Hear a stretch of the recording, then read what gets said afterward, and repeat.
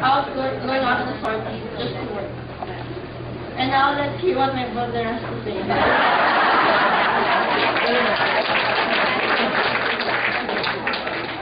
Hi guys, I second what my brother said. Yeah, the women wearing the blue shawls really deserve the most credit among us here today. They're really the core. They really form the core group of the YRM, and they spent almost every day of the summer and whatever campaigning period they had, and even gave a little bit to add to Illinois' campaign funds. Of course, the other members here shouldn't be overlooked too, because they all made this campaign and full group much more interesting experience for me. Oh, how about you?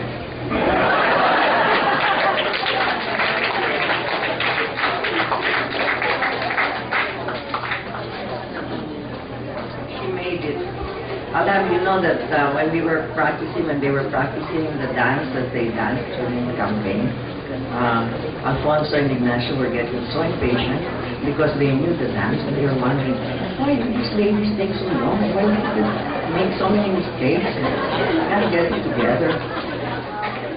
I came straight from the airport. We were stranded in Boracay. The trip was a gift from my children for our 40th wedding anniversary. We stayed more than we should, but I had to travel by land, by sea, and air just to be here. Very happy to be here. Anyway, what I was supposed to say, it's always good that we get together as a family, the Yellow Ribbon family. And I'm glad that we kept the group together through the last 2 years that we've been meeting and talking about this book. It's finally out, and I'm glad that it's out for everybody to enjoy. These are vignettes or anecdotes or stories about how we were when we were campaigning for our president. Hi, Bossy. Good to see you. Anyway, we continue to be supportive of the president, and we continue to work hard for him, believing that he's the only one who can bring about the change that the country needs at this time. So I won't say anything anymore because I understand that I will have to sign the book, and everybody will have to sign the book. The sisters who are here with us are the sisters who used to smuggle out the letters of Ninoy Aquino when they were in jail. I'm very proud that they are the sisters of Philippine College where I come from. So good evening, everybody. So I wanted to thank especially the government officials, and I will not name everybody because I will probably miss somebody. So I just want them to know that we appreciate their presence and the presence of all of you and the faithful YRM members. I think you all know that I'm supposed to say something about YRM, but you'll see in the book, there's everything there that you want to know, including the history and the present activities, which I will just mention briefly. But I think everybody knows that the YRM was organized by Margie for the sole purpose of campaigning so that Senator Noynoy Aquino would be elected. And for many months, we all devoted our efforts to that purpose. Most of us doing small tasks that we never thought we'd be doing, but there we were, for Love of Pinoy. And we were very successful, obviously. So, but now that we had a successful outcome, we did not want to dispel the energies of the YRM members. And since such a spirit of camaraderie and friendship and a lot of energy was still in the volunteers. We decided to go on and not just let it be. And especially since we said, you know, when you elect the president, fine, but we also have to be there to support him in all that he wants to do. And so YRM was then organized more formally and incorporated. We have 7 working committees, and I mean working, and the activities that we're doing now are all mostly related to social civic action. Now we're sponsoring right now two tutorial programs for the underprivileged first graders. We hope that we will have a third one soon. It takes some organizing, but they're manned completely by volunteers who give up their Saturday mornings every week just to man these tutorial programs. We have also recently joined Emmett Benson's Midnight Manna program, which involves feeding of the homeless. And YRM sponsors 2 nights every month. That is the 3rd and 4th Friday of the month from now on. So those of you who feel the need to help do something concrete and volunteer, you're welcome to join the Midnight Manna anytime. You can contact any of us, or we do send out a blast to all the members so they will know what it is. Then, of course, we get involved in all the disaster relief programs. And we have volunteers who help out in PCSO just to help the applicants who need help filling out forms, etc., etc. So the board meets once a month regularly to discuss all the projects and figure out new ones wherever we can help. The main thrust is to support our beloved president's anti-corruption and good governance. And it is also, you should all know that we're continuing, since we had the masses in Park, we're still continuing to have mass prayers every Thursday in the Holy Family Chapel at 4 o'clock for good governance. We pray for Pinoy and all the government officials. And we do say this prayer among other prayers. So those are our activities. Please feel free to just join anytime. You YRM members get a blast so that they know what's happening, and just come. You don't have to, no formalities about it. You feel like volunteering, you come. And the spirit of volunteerism is very much alive in YRM, I must say. So that's what I want to tell all of you, those who are very involved and those who are not so involved, but who do come when we call for volunteers. We never have a problem with calling for volunteers. They do come. And all of this, of course, for love of our president, we don't ask him for anything. I think he knows that. So, and in fact, one of the members was asking, does Pinoy even know that we exist? I said, I'm sure he does. I'm sure he does. But whether he does or not doesn't really matter. What matters is the work and that we do it and that we continue doing it.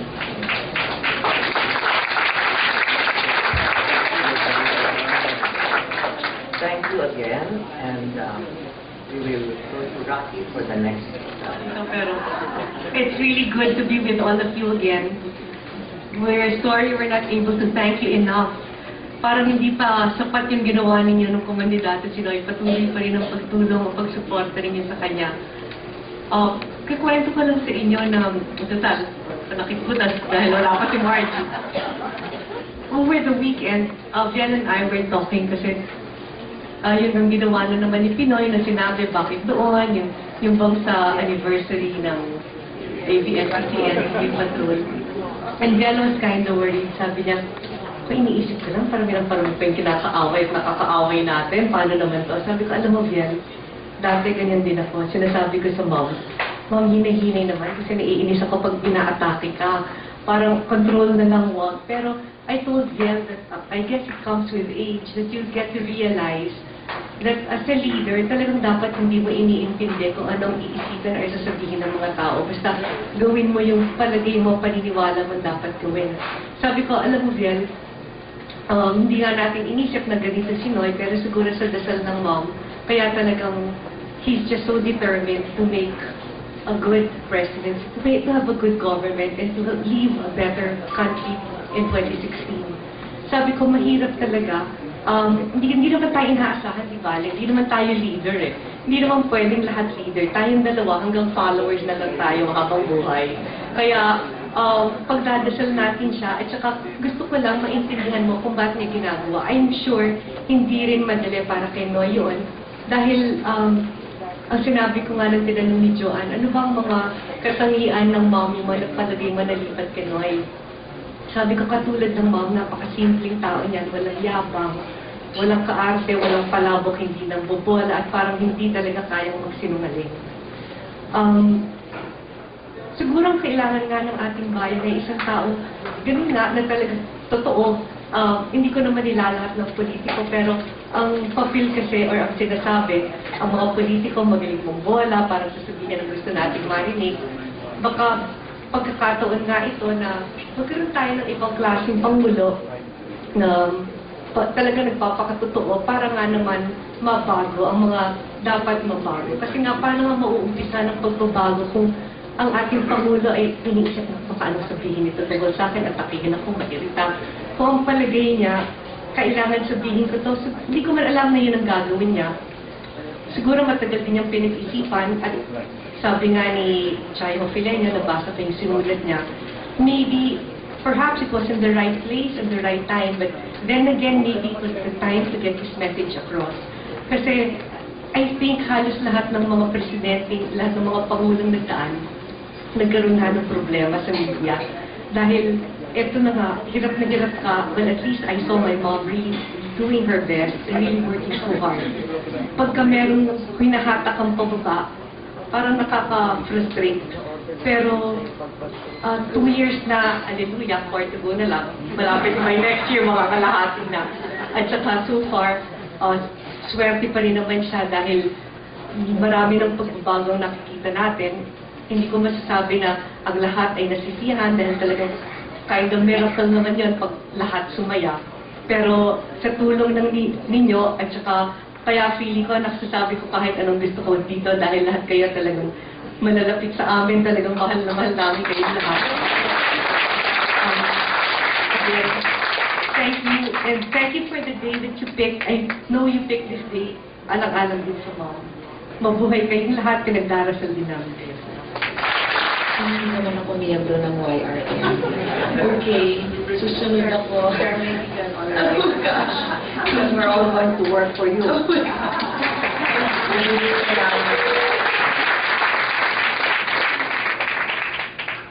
Beneficiaryo lang po ako ng maraming activities ng YRM on special occasions for our country, involving former President Cory, Senator Ninoy, and of course now President Noy.